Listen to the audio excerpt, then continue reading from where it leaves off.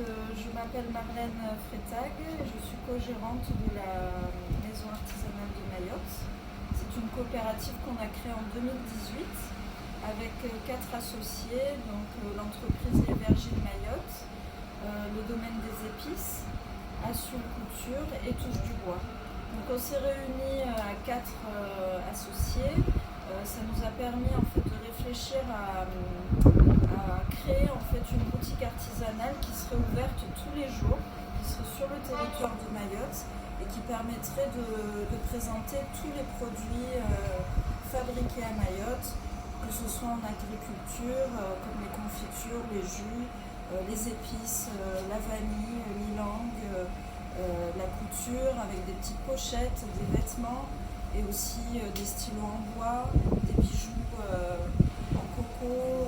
Il y a énormément de diversité et donc on voulait vraiment créer une boutique qui soit ouverte tous les jours. Donc on a choisi de créer une coopérative. Ça permet en fait d'avoir aussi des adhérents qui viennent présenter leurs produits. Donc actuellement nous avons en fait en tout 10 adhérents qui présentent leurs produits à la boutique artisanale.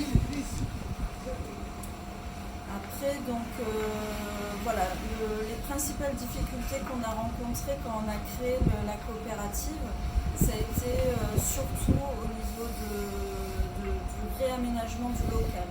Donc on a été en partenariat avec le comité du tourisme qui nous ont proposé d'occuper le local qui est près de la barge et près des bars et commerces alentours. Donc c'est un très bon emplacement sur Mamoudzou.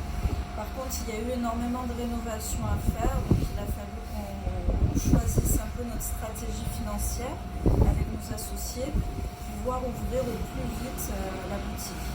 Actuellement, c'est ouvert, ça fait plus d'un an que c'est ouvert, on est assez content du résultat.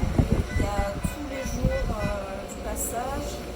En plus, on a des salariés qui sont avec nous pour justement pouvoir accueillir les gens, les conseiller, faire les emballages cadeaux. Donc c'est très important d'avoir pu créer un bureau et pouvoir vendre tous les jours nos produits. Il faut savoir que les associés de la maison artisanale, en grande partie, travaillent à leur domicile et la majorité n'ont pas des espaces pour pouvoir écouler leurs produits. Et donc la nécessité de mutualiser les moyens, se mettre ensemble pour créer une coopérative s'est imposée. Et là, suite à un appel à projet du comité de tourisme, donc on s'est porté candidat pour pouvoir mutualiser les moyens.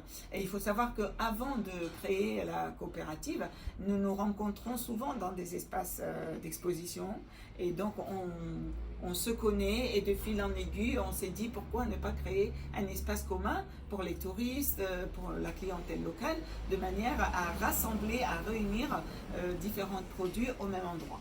D'où est née la maison artisanale. Nous avons créé en fait la coopérative, il était obligatoire pour nous d'être accompagnés. Donc on a eu plusieurs partenaires bien sûr, mais la BGE nous a permis de rentrer dans le service DLA, donc, qui nous permet aussi de diagnostiquer tous les jours un petit peu notre nouvelle activité. C'est une coopérative, donc c'est un projet de gestion en groupe. Donc il a fallu effectivement avoir justement plusieurs formations, déjà pour pouvoir comprendre comment faire fonctionner notre coopérative. Le projet DLA nous a permis aussi de rencontrer d'autres porteurs de projets, d'autres coopératives et d'autres associations qui font des projets d'économie sociale et solidaire comme nous. Donc du coup, ça nous a vraiment permis de créer des liens sur Mayotte. Et nous avons participé à plusieurs formations. Donc la première, c'était un petit peu sur les bases de la coopérative, comment faire fonctionner une coopérative. Il y a eu une autre formation sur comment gouverner, comment gérer un petit peu la coopérative, comme par exemple les réunions entre associés, voilà, des choses très importantes pour arriver à prendre des décisions et avancer dans l'avenir. Nous avons eu aussi des rencontres pour les futurs partenaires bancaires, parce qu'effectivement, des fois, on ne sait pas trop comment se présenter vis-à-vis des banques pour qu'elles nous soutiennent sur nos projets d'avenir.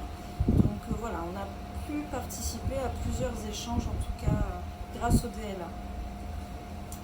Après, dans les projets d'avenir pour la boutique Maison Artisanale de Mayotte, actuellement on a une petite boutique de 20 mètres carrés, donc c'est une petite boutique, et nous allons évoluer sur un projet e-digital parce qu'effectivement on a besoin d'être visible aussi sur Internet. On espère toucher beaucoup plus de clientèle, toucher aussi la clientèle qui est sur la métropole et qui est en manque de Mayotte et qui aimerait avoir des produits locaux de Mayotte. Donc voilà, on progresse petit à petit vers différents